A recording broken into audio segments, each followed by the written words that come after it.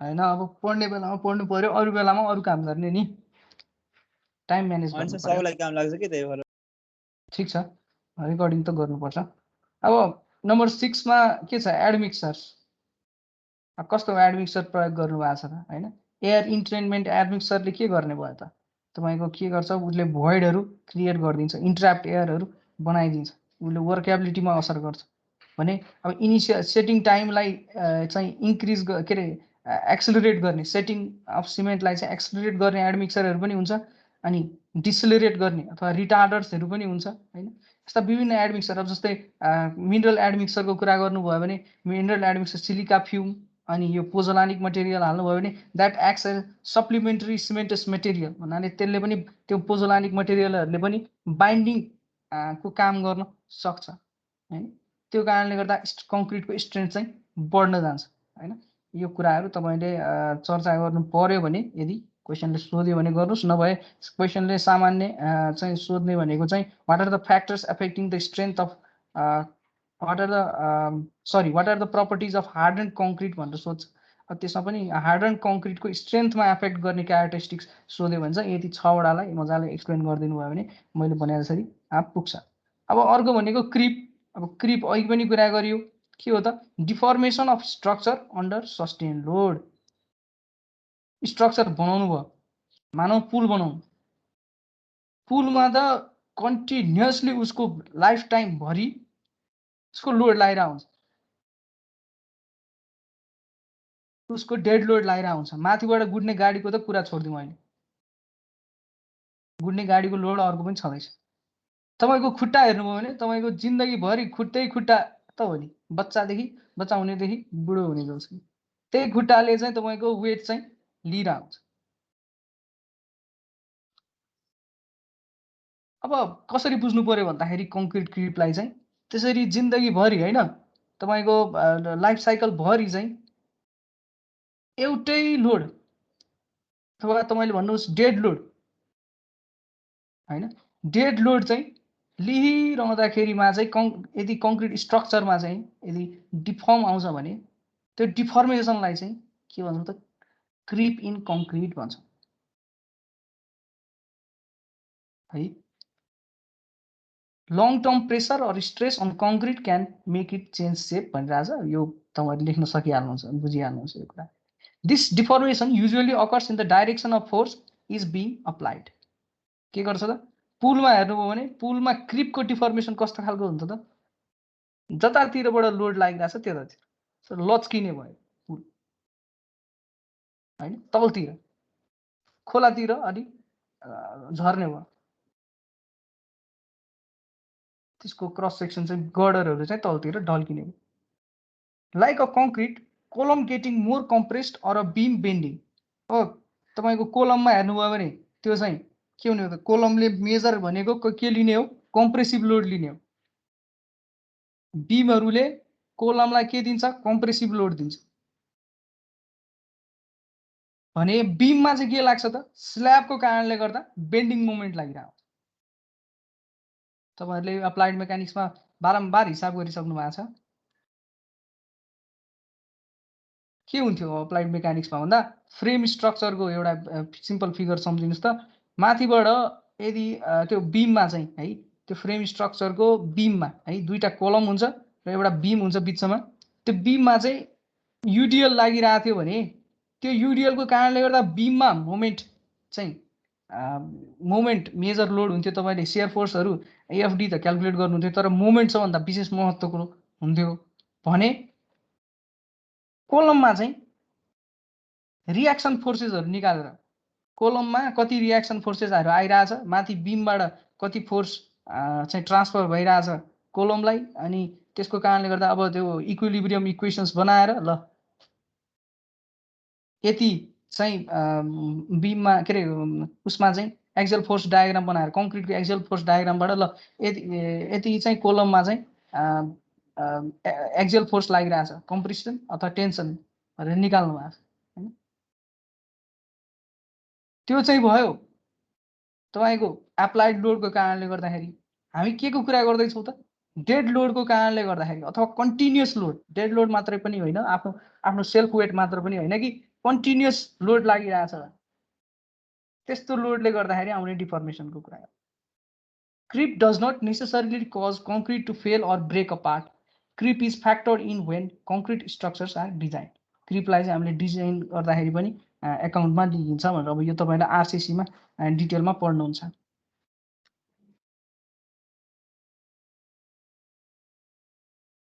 श्रिङ्केज अघि नै भने चेन्ज इन भोल्युम आफै चेन्ज पनि हुनसक्छ अथवा हामीले चेन्ज चाहिँ इन्ट्रोड्युस गराएको पनि हुनसक्छ त्यसमा इन्ड्युस गराएको पनि हुनसक्छ हैन most detrimental property of concrete because it affects long term strength and durability shrinkage धेरै भयो भने त्यसले चाहिँ स्ट्रेन्थ र ड्युरेबिलिटीमा कङ्क्रिटको स्ट्रेन्थ र ड्युरेबिलिटीमा असर पर्छ त्यसै गरी श्रिङ्केजको कारणले गर्दाखेरि के आउन सक्छ त श्रिङ्केज क्र्याक्सहरू आउन सक्छ जुन चाहिँ हामीले आँखाले देख्न सकिन्न यो अनसाइटली भनेको त्यही नै हो आँखाले देख्न नसकिने क्र्याक्सहरू श्रिङ्केजको कारणले गर्दा आइदिन्छ र कङ्क्रिटलाई चाहिँ विक बनाइदिन्छ मोडुलस अफ इलास्टिसिटी के हो मोडुलस अफ इलास्टिसिटी थाहा छँदैछ हुक्स लले sigma equals to stress is directly proportional strain भनेर जुन मटेरियलमा डेभलप भएको स्ट्रेस छ त्यो चाहिँ स्ट्रेनमा चाहिँ डाइरेक्टली प्रोपोर्सनल हुन्छ अनि एउटा त्यहाँनेर इक्वल्स टु राखेर अनि प्रोपोर्सनालिटी कन्स्ट्यान्ट राख्नु भएको छ हैन यङ्स मोडुलसले गर्ने काम के हो त यसले भनेको के हो भन्दाखेरि यसको फिजिकल मिनिङ भन्दाखेरि 1 युनिट स्ट्रेन दिनको लागि कति स्ट्रेस हैन 1 युनिट स्ट्रेस डेभलप हुँदाखेरि मटेरियलमा 1 युनिट स्ट्रेन डेभलप हुँदाखेरि मटेरियलमा कति स्ट्रेस चाहिन्छ त्यसले एक्सपिरियन्स गर्छ त हामीले दिने स्ट्रेस भने उसले कति स्ट्रेस एक्सपिरियन्स गर्छ त 1 युनिट स्ट्रेन दिँदाखेरि कति स्ट्रेस उसको मटेरियलमा चाहिँ भित्र चाहिँ डेभलप हुन्छ त्यो भनेको यङ्स मोडुलस हो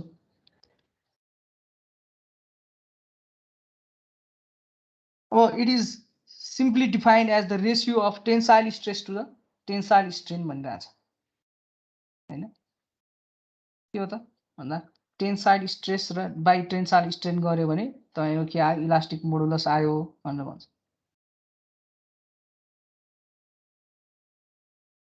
यसमा चाहिँ अब अलिकति कङ्क्रिटको चाहिँ कम्पोजिसनको आधारमा मोडुलस अफ इलास्टिकलाई व्याख्या गर्न खोजौँ कङ्क्रिटमा हुने हार्डन पेस्ट एग्रिगेटको फरक इलास्टिक मोडुलस हुन्छ हेर्न सक्नुहुन्छ यहाँ कति छ त elastic modulus of harden paste चाहिँ 30 देखि 10 देखि 30 जीपीए अथवा गिगा पास्कल छ भने एग्रिगेटको लागि चाहिँ 45 देखि 85 जीपीए भने कङ्क्रिटको चाहिँ कति हुन्छ त बिचतिर एचसीपी को जति पनि हुँदैन र यो एग्रिगेटको जति पनि हुँदैन बिचतिर 30 देखि 50 जीपीए सम्म हुने गर्छ र यो मोडुलस अफ इलास्टिसिटी चाहिँ कङ्क्रिटको कन्स्ट्यान्ट हुँदैन जति तपाईले स्ट्रेस बढाउँदै जानुहुन्छ त्यति मोडुलस अफ इलास्टिसिटी घट्दै जान्छ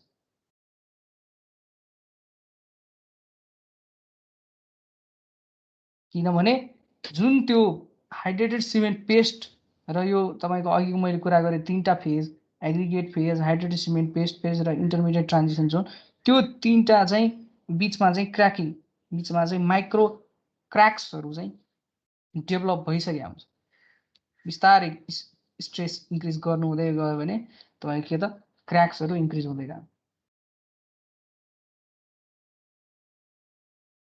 त्यही नै कुरा हो अब वाटर टाइटेस्टमा जाउँ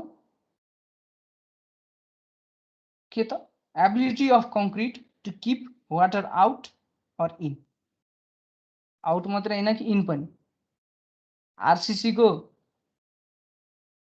वर्किङ डिजाइन मेथडबाट बनाइन्छ। जहिले पनि वर्किङ डिजाइन र लिमिट स्टेट डिजाइन भनेर पछि पढ्नुहुन्छ तपाईँको के त भन्दा यो वाटरको जुन ओभरहेड ट्याङ्क्सहरू देख्नुहुन्छ तपाईँले स्पेसली तराई रिजनमा त्यो वर्किङ स्ट्रेस मेथडबाट बनाउँछ, त्यो लिमिट स्टेट मेथडबाट बनाउँदैन। त्यसले पनि के गर्नु पर्यो त वाटर टाइटनेस त्यसलाई पनि चाहियो भने ड्याम बनाउनु हुन्छ भने ड्यामले त थुन्ने हो, ड्यामले के गर्ने हो रोक्ने हो पानीलाई। ड्याममा पनि त तपाईँको वाटर टाइटनेस इम्पोर्टेन्ट प्रपर्टी हुन जान्छ।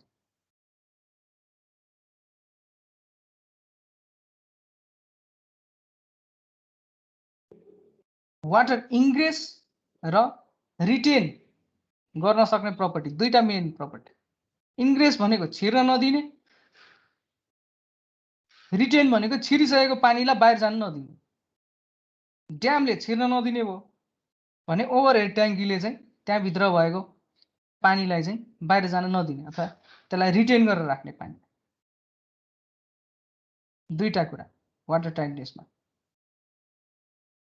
अब वाटर टाइट कङ्क्रिट चाहिँ वाटरप्रुफ कोटिङ गराएर पनि गर्न सकिन्छ भन्दैछ यहाँ हैन। Is frequently required either for closing a space which must be kept dry or for storing water or other liquids. Concrete, even when most carefully prepared from materials of the higher grade, is never of itself completely waterproof. Concrete चाहिँ completely waterproof कहिले पनि हुँदैन। चाहे जति नै राम्रो cement, जति नै राम्रो एग्रिगेट, जति नै तपाईँले क्वालिटी कन्ट्रोल गरे पनि आफैमा चाहिँ यो वाटरप्रुफ हुँदैन भन्दैछ है। केही न केही चाहिँ इन्ग्रेस पनि हुन्छ, केही न केही चाहिँ त्यहाँबाट चुहिन पनि जान्छ। त्यसलाई चाहिँ त्यही भएर अरू केही वाटरप्रुफ मटेरियलले त्यसलाई कोट गरिदिएर कङ्क्रिटलाई कोट गरिदियो भने त्यो कङ्क्रिट चाहिँ बढी ड्युरेबल हुन्छ। कङ्क्रिटको कुरा गरिरहेको छु है मैले। अब यो भयो त तपाईँको हार्डेन्ड स्टेटमा भएको कङ्क्रिटको प्रपर्टिजहरू। अब यसलाई तपाईँले अझै पढ्नु मन लाग्यो बुकमा रिफर गर्न सक्नुहुन्छ हैन। ओल्ड इज गोल्डको क्वेसनहरू हेर्नुहोस्, के सोधेको छ त्यसको आधारले गर्नु होला। अब हाम्रो यो चाहिँ च्याप्टर 2 चाहिँ सकिएको छ।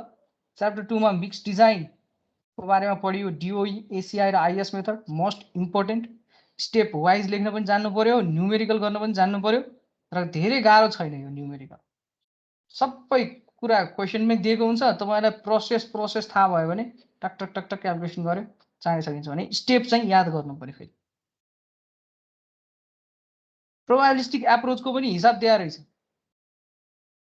के सोधेको छ भन्दा त्यही मैले तपाईँलाई सिकाएको 100वटा क्युबको स्ट्रेन्थ चाहिँ यति यति यति यति आयो हैन। 100वटा क्युबको स्ट्रेन्थ चाहिँ यति यति यति आयो भने त्यसको क्यारेक्टरिस्टिक स्ट्रेन्थ चाहिँ कति हो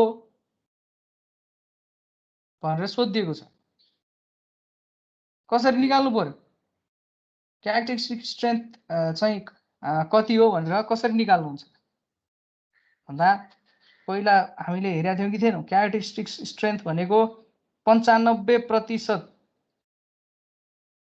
भन्दा बढी यदि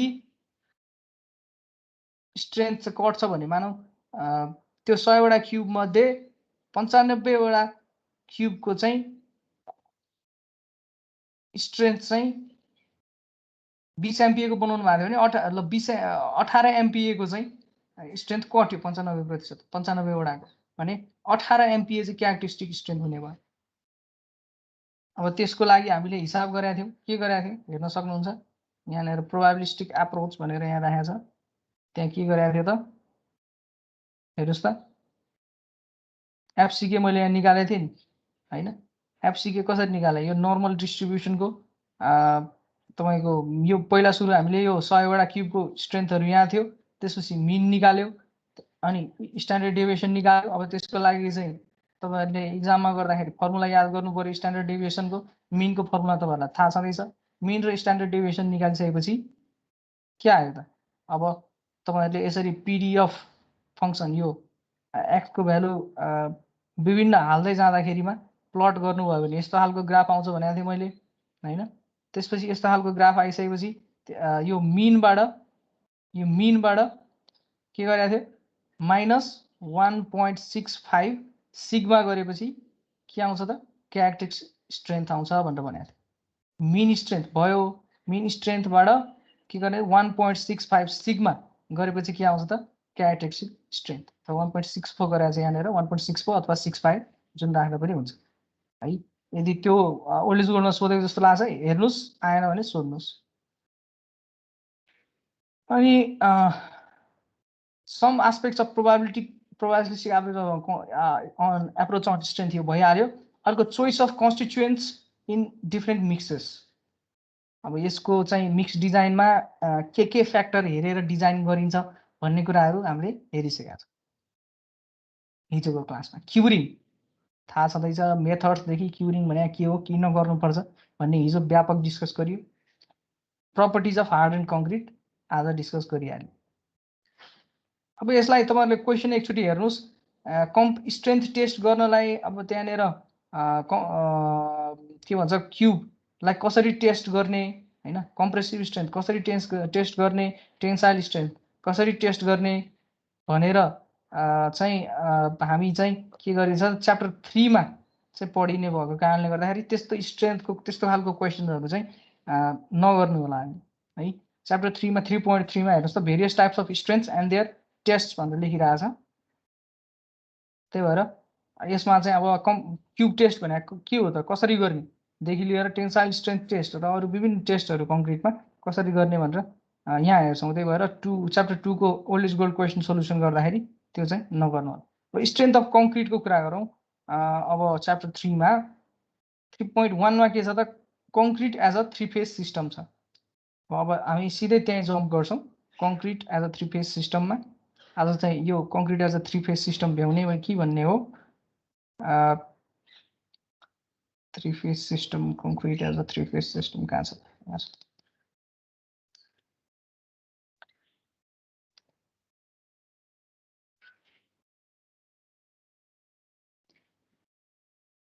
The type, amount, size, shape and distribution of phases present in a solid constitute its structure.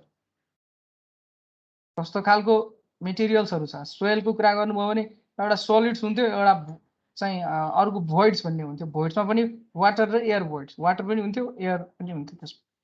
त्यसैगरी सिमेन्टमा के रे कङ्क्रिटमा के हुन्छ त? कङ्क्रिटमा के हुन्छ यहाँ हेर्नुस् त के हुन्छ? एग्रिगेट कालो कालो यहाँ देखिरहनु भएको छ एग्रिगेट। त्यसपछि सिमेन्ट पेस्ट यो फिगरमा dot dot dot dot dot रूपमा देखिरहनु भएको छ। त्यो सिमेन्ट पेस्ट हुने भयो हाइड्रेटेड सिमेन्ट पेस्ट। त्यसैगरी फ्री वाटर यस्तो फ्री वाटर चाहिँ यहाँ भित्र देखिरहनु भएको छ।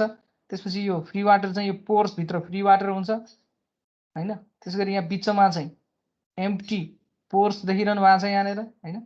यस्तो चाहिँ यस्ता विभिन्न फेजेसहरु चाहिँ कङ्क्रिटमा हुन्छ। अब यहाँनिर के छ एम्प्टी पोर्स हैन, free water, gel water, chemically bound water, hydrated cement, unhydrated cement अनि त्यसपछि लास्टमा एग्रिगेट। यति धेरैवटा फेजेसहरु हुन्छन् कङ्क्रिटमा। अब म्याक्रो स्ट्रक्चर र माइक्रो स्ट्रक्चर भनेको भनेको छ। अब म्याक्रो स्ट्रक्चर भनेको के त आँखाले देख्न सकिने स्ट्रक्चर भने माइक्रो स्ट्रक्चर भनेको चाहिँ माइक्रोस्कोपबाट हेर्दाखेरि बल्ल देखिने स्ट्रक्चर। स्ट्रक्चर भनेको के हो भन्दा कसरी मेटेरियल्सहरु अरेन्ज भएर बसिरहेछ त कङ्क्रिटमा, त्यो हो स्ट्रक्चर भन्ने। फेजको कुरा अघि गरिहाल्यो। विभिन्न चाहिँ फेजेस हुँदो रहेछ एग्रिगेट, हाइड्रेटेड सिमेन्ट पेस्ट, त्यसैगरी तपाईको एयर के रे फ्री वाटर पनि हुँदो रहेछ, विभिन्नहरु हुँदो रहेछ। तिनीहरु चाहिँ के त माइक्रो स्ट्रक्चर हामीले एक्जामिन गर्दाखेरि देखिने कुरा हो। म्याक्रो स्ट्रक्चरमा त्यस्तो सबै कुरा देखिदैन। यो माइक्रो स्ट्रक्चर एक्जामिन गर्ने पनि कुन माइक्रोस्कोपले हो त? माइक्रो स्ट्रक्चर एक्जामिन गर्ने transmission and scanning electron microscope. यो दुईटा खालको माइक्रोस्कोप हुन्छ।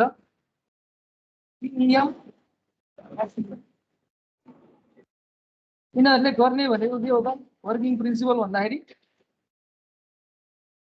इलेक्ट्रोन बीम कङ्क्रिटको क्रस सेक्सनमा पठाउने, त्यो इलेक्ट्रोन बीम कति पास हुन्छ, कति डिफ्र्याक्ट हुन्छ, कति रिफ्लेक्ट ब्याक हुन्छ, त्यसको आधारमा कसरी एटम्सहरू एरेन्ज भएर बसिरहेको छ त कङ्क्रिटमा, कसरी मोलिक्युल्सहरू एरेन्ज भएर बसिरहेको छ त भनेर पत्ता लगाउने हो। यसको बारेमा तपाईहरु अझै फर्दर इन्ट्रेस्टेड हुनुहुन्छ भने myscope.org भन्ने छ, स्क्यानिङ र टनलिङ माइक्रोस्कोपमा तपाईहरु इन्ट्रेस्टेड हुनुहुन्छ भने myscope.org न्यू च्याप्टर सुरु गरे हो, myscope.training भन्ने छ यो, यहाँ चाहिँ हेर्न सक्नुहुन्छ तपाईले। हजुर मिन स्ट्रेन्थहरु निकाल्ने न्युमेरिकल गर्दैन सर? मैले गरिसकेको छु भाउ, गराइसकेको छ। हेर त त्यो एक्सेल सिटमा हेर त मिन स्ट्रेन्थ निकालेको यो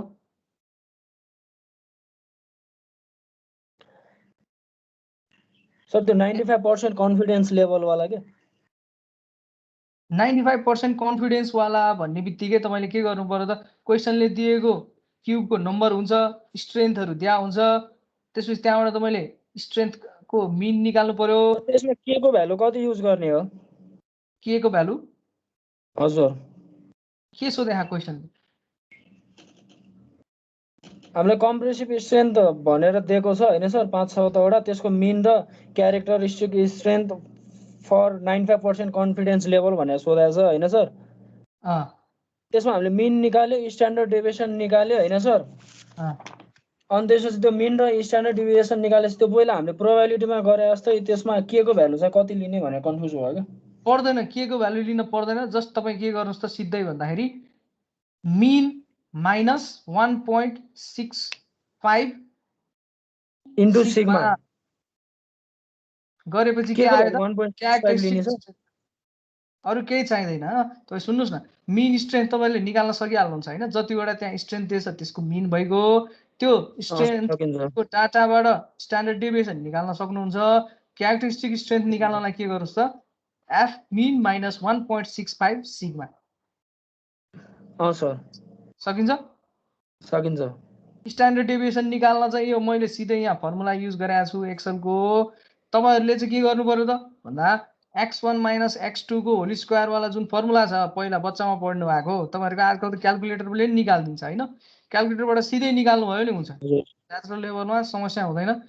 चाहिँ जतिवटा डाटा दिएछ त्यसलाई x y मा हो कि x मा भरेपछि तपाईको सिग्मा x देखि अरु विभिन्न निकाल्दिन्छ। त्यो क्याल्कुलेटरबाट एकैचोटी स्ट्यान्डर्ड डेभिएसन निकालेर चाहिँ त्यही मिन माइनस 1.65 सिग्मा गरेपछि आयो। म यतापट्टि कन्टिन्यू गरौँ। कहाँ थिएँ म?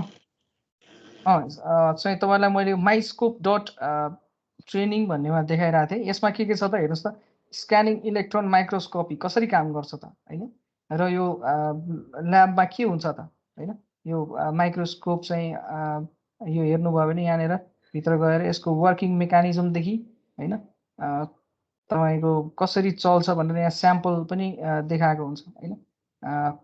How do I get a good image. अब यो इमेज मेरो विशेष गरी काम पनि यही नै हो। गिडियन भन्ने सफ्टवेयर यहाँ देख्न सक्नुहुन्छ, मैले माउस पोइन्ट ओभर गराइरहेको छु। यो चाहिँ त्यो गिडियन भन्ने सफ्टवेयरबाट यो माइक्रोस्कोपबाट आएको इमेजलाई चाहिँ कसरी राम्रो बनाउने भन्ने कुराहरू हामीले हेर्छौँ हैन? त्यसै गरी अब यहाँ इन्ट्रेस्ट छ भने हेर्नुस्, तर धेरै सिलेबसमा चाहिँ तपाईहरुको छैन है।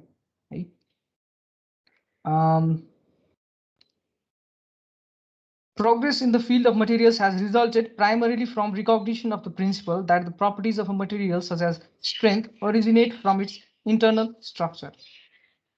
के त इन्टरनली कसरी एरेन्ज भइरहेछ मोलिक्युल्सहरु, त्यहाँबाट चाहिँ कङ्क्रिटको स्ट्रेन्थ थाहा पाउन सकिन्छ भन्ने कुराहरु चाहिँ मटेरियल साइन्सले भन्छ।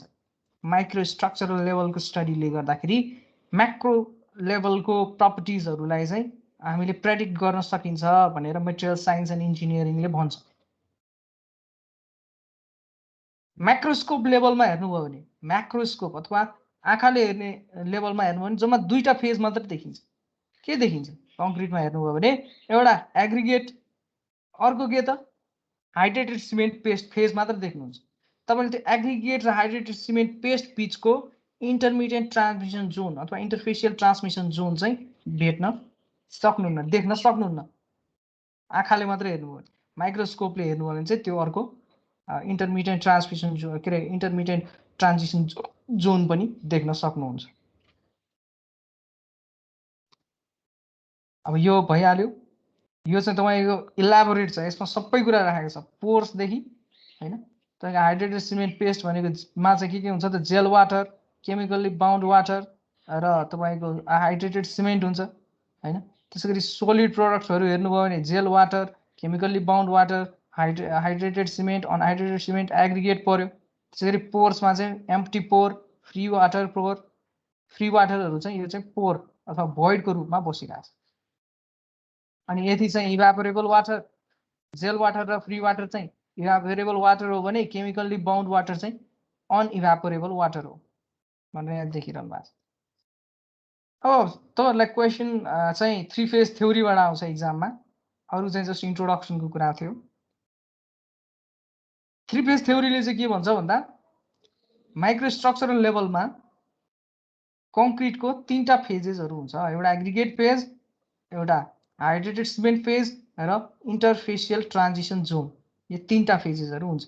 यो फिगरमा हेर्नुभयो भने के छ त, राइटतिर यो एग्रिगेट देखाइरहेछ, के अरे सरी लेफ्टतिर, त्यसपछि इन्टरफेसियल ट्रान्जिसन जोन देखाइरहेछ यहाँनिर हैन। त्यसपछि के त, बल्क सिमेन्ट पेस्ट अथवा हाइड्रेटेड सिमेन्ट पेस्ट देखाइरहेछ है। तपाईहरुलाई एक्जाममा सोध्यो भने यो फिगर पनि बनाउनु होला। अब जाउँ हामी एग्रिगेट फेज भनेको के हो। एग्रिगेट फेज भनेको सोइल मेकानिक्समा सोइल फेज भने जस्तै हो, सोलिड फेज भने जस्तै हो।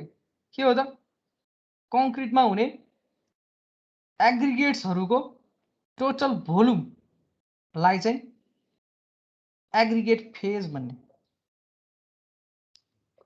कस्तो खालको एग्रिगेट त, फाइन एग्रिगेट पनि हुन्छ, कोर्स एग्रिगेट पनि हुन्छ भन्दा फाइन र कोर्स दुईटै खालको एग्रिगेट।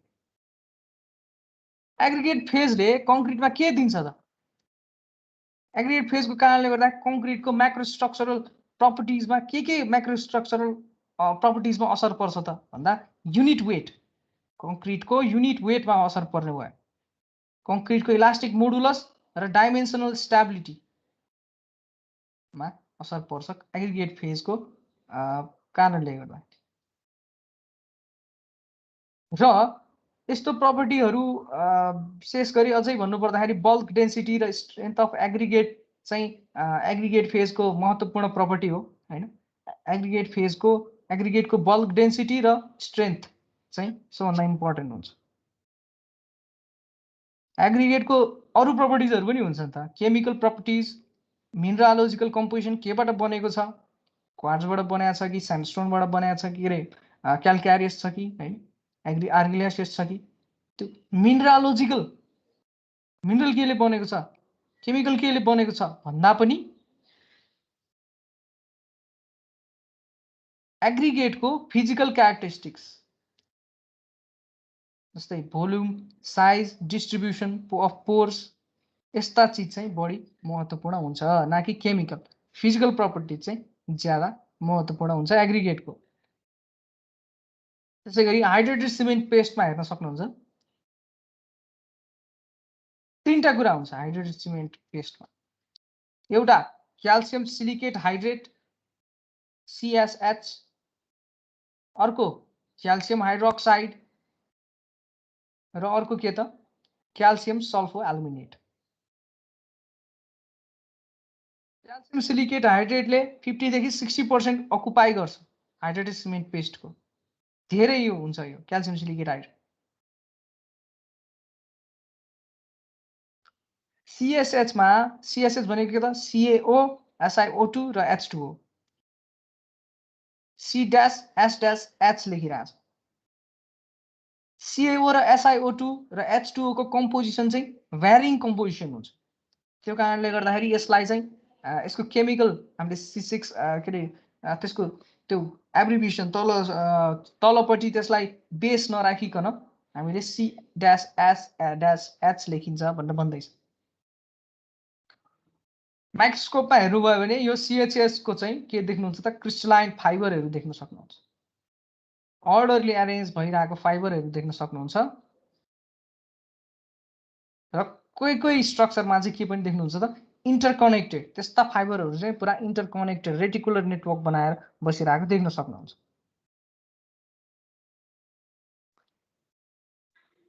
र CSH को एक्ज्याक्ट स्ट्रक्चर चाहिँ हामीलाई त्यति राम्रोसँग नोन चाहिँ छैन।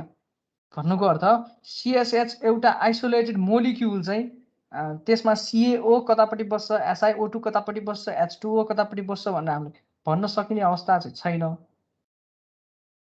तर पावर्स ब्राउनर मोडलले चाहिँ के भन्छ त भन्दा CSH चाहिँ लेयर बनाएर बसिरहेको हुन्छ भनेर भन्छ with a very high surface area. यसको सर्फेस एरिया भेरी हाई हुन्छ भनेर भन्छ। त्यसै गरी अर्को क्याल्सियम हाइड्रोक्साइड छ अथवा यसलाई पोर्टल्यान्डाइट पनि भन्छ। 20 देखि 25% हुन्छ हाइड्रेटेड सिमेन्ट पेस्टमा। यसको चाहिँ डेफिनाइट स्टोइकियोमेट्री हुन्छ। भन्नुको अर्थ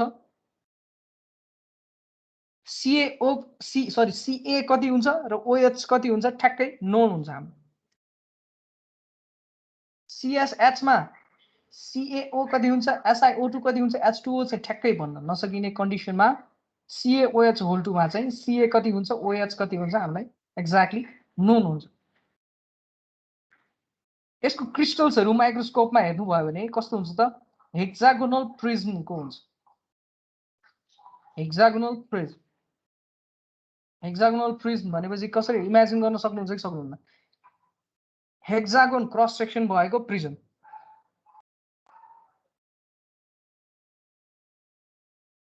अब CaOH होल 2 ले काम के गर्छ त हाइड्रेटेड सिमेन्ट पेस्टमा भन्दाखेरि अब CSH ले त भन्नै परेन स्ट्रेन्थ दिने भयो कङ्क्रिटलाई भने CaOH होल 2 ले त के गर्छ त बेसिक भएको कारणले गर्दाखेरि कङ्क्रिटको कोरोजनबाट बचाउँछ। एसिडिक सोल्युसन के अरे रिबारको corrosion due to acidic solutions present in कङ्क्रिटबाट त्यसलाई बचाउने भयो। त्यसै गरी अर्को भनेको क्याल्सियम सल्फो एल्युमिनेट छ। यो चाहिँ 15 देखि 20% हुन्छ भन्दैछ। यो चाहिँ C3A जिप्सम र वाटरको रियाक्सन गरेर आउने वस्तु हो क्याल्सियम सल्फो एल्युमिनेट। हालाकि C3A र वाटर मात्र रियाक्ट गर्यो भने अर्को के बनाउँछ त क्याल्सियम एल्युमिनेट हाइड्रेट बनाउँछ। क्याल्सियम एल्युमिनेट हाइड्रेट त्यो कुरा हामीले यहाँ गरिरहेको छैनौँ। हाइड्रेटेड सिमेन्ट पेस्टमा हामीले क्याल्सियम सल्फो एल्युमिनेटको कुरा गरिरहेको छौँ। Calcium sulfur aluminate are formed from the reaction of C3 with gypsum and water. It has already been stated that during the early stages of hydration, the sulfate alumina ionic ratio of solution phase generally favors the formation of trisulfate hydrate, also called ettringite, which forms needle-shaped prismatic crystal. Ettringite को कुरा हामीले पहिला पनि गरिसकेका छौँ हैन? Ettringite भनेको कसरी फर्मेसन हुन्छ त? ना C3A जिप्सम र वाटरको कम्बिनेसनको कारणले गर्दा। It's a type of calcium sulpho aluminate.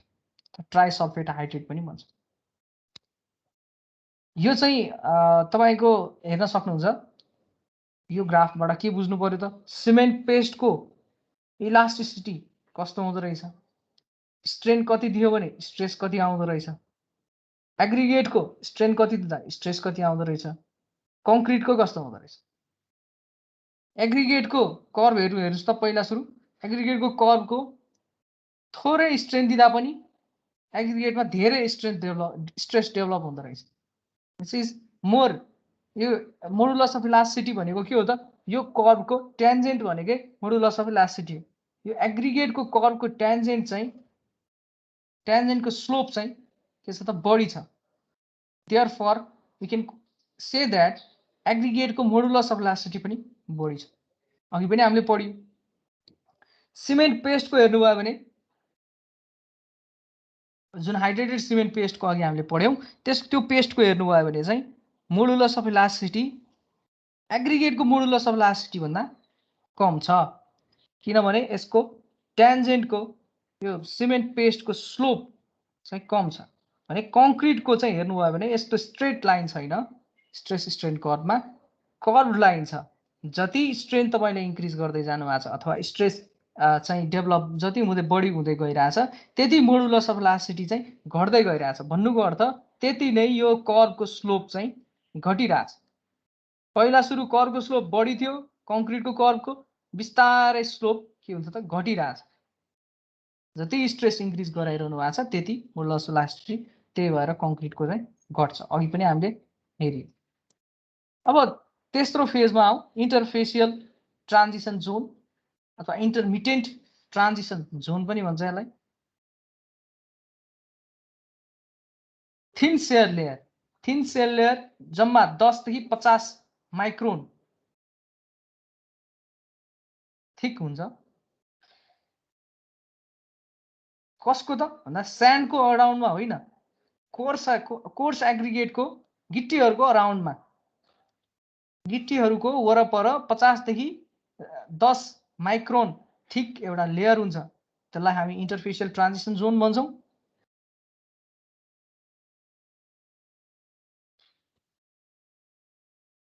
यो चाहिँ तपाईँको बेसिकली के त वाटर फिल्मको कारणले गर्दाखेरि, कतिखेर त मिक्सिङ हुँदाखेरिको वाटर फिल्मको कारणले गर्दाखेरि वाटर इन्टरफेसियल ट्रान्जिसन जोन देखिने हो। यसमा चाहिँ लार्जर धेरै चाहिँ क्याल्सियम हाइड्रोक्साइडको क्रिस्टल्सहरू हुन्छ इन्टरफेसियल ट्रान्जिसन जोनमा। यो फिगरमा पनि देख्न सक्नुहुन्छ। यहाँ के छ त इन्टरफेसियल ट्रान्जिसन जोनमा के छ त CH, यो CH भनेको हामीले यसरी डिनोट गरिरहेछ। CH चाहिँ धेरै छ इन्टरफेसियल ट्रान्जिसन जोनमा।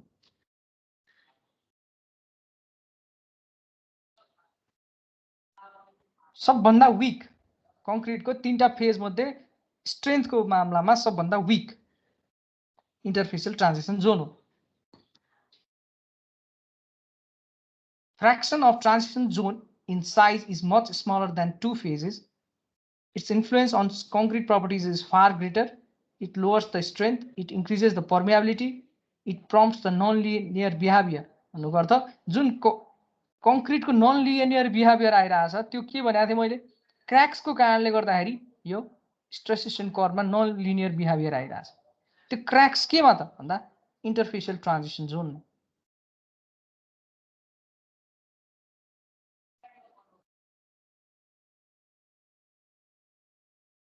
सिलिका फ्युम युज गरियो भने चाहिँ silica fume which is a type of mineral admixture, त्यसले चाहिँ के गरिदिन्छ त भन्दा यो इन्टरफेसियल ट्रान्जिसन जोनको जियोमेट्रिकल इफेक्ट घटाइदिन्छ र सिलिका फ्युमले क्याल्सियम हाइड्रोक्साइडसँग रियाक्ट गरेर चाहिँ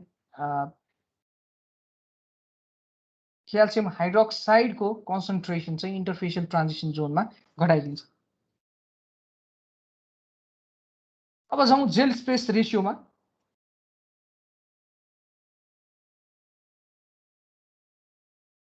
strength of concrete is dependent upon water cement ratio, Abrams लले दियो। तर त्यो एब्राहम्स ललाई धेरै वैज्ञानिकहरूले खण्डन गरे।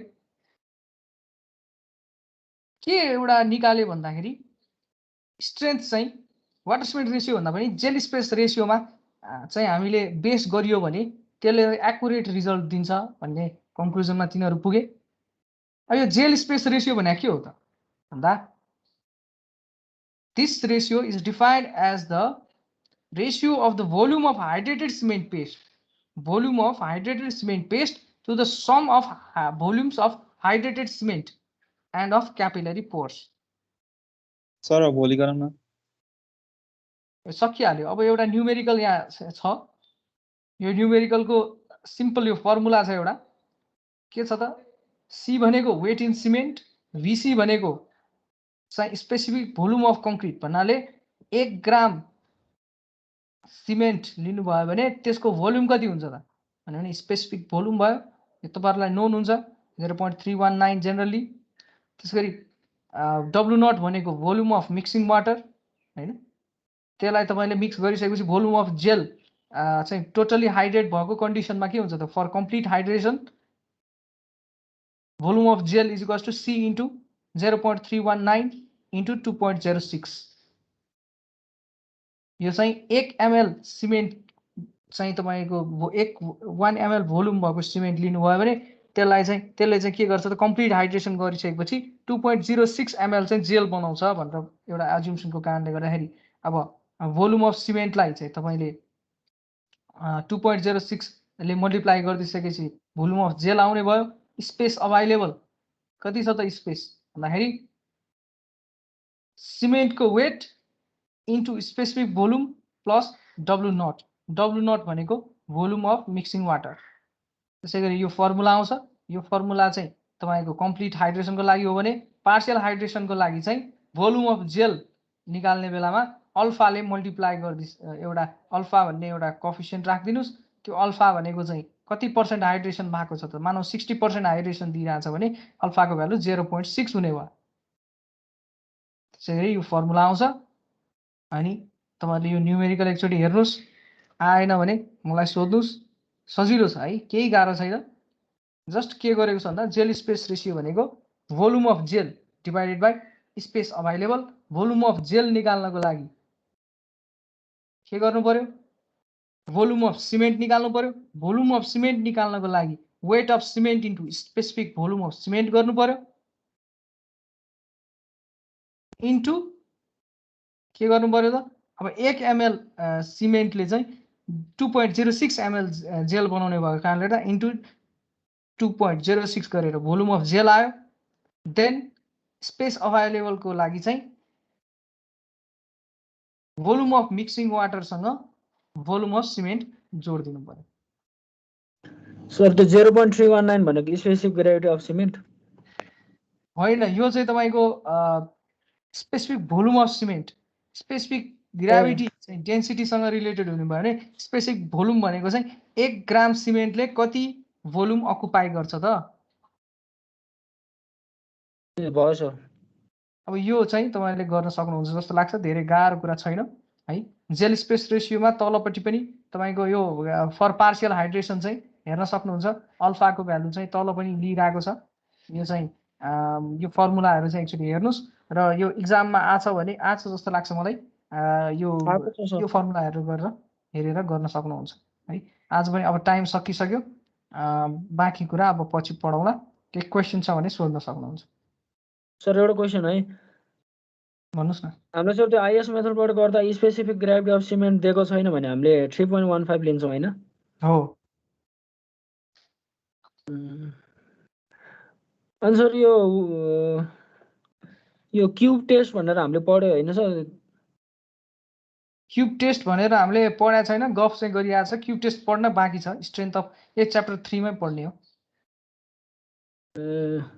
Sir how does the cube test result represent the quality control insight भनेर सोधेर चाहिँ यो क्युरिङमा जोडेर अनि त्यही भएर सोधेको। ए हो, त्यो चाहिँ तपाईँको अलिकति एक्सप्लेन गर्न सक्नुपर्छ। त्यो चाहिँ क्युब टेस्टले चाहिँ प्रोबेबिलिस्टिक स्ट्रेन्थ, प्रोबेबिलिस्टिक नेचर देखाउने हो कङ्क्रिटको भनेर भन्न सकियो होइन। जस्तो तपाईँले चाहिँ के को लेख्नु पर्यो भन्दाखेरि त्यसमा चाहिँ मैले प्रोबेबिलिस्टिक एप्रोच अफ कङ्क्रिटको लागि एउटा स्लाइड बनाएको थिएँ त होइन मैले। सर अनि यो 28 डेजमा हाम्रो कङ्क्रिटले म्याक्सिमम स्ट्रेन्थ गेन गर्छ होइन सर जहिले पनि? होइन, कङ्क्रिटको स्ट्रेन्थ त तपाईँको अझै 28 डेज पछाडि पनि बढ्दै गइरहेको हुन्छ। त्यो त हो सर।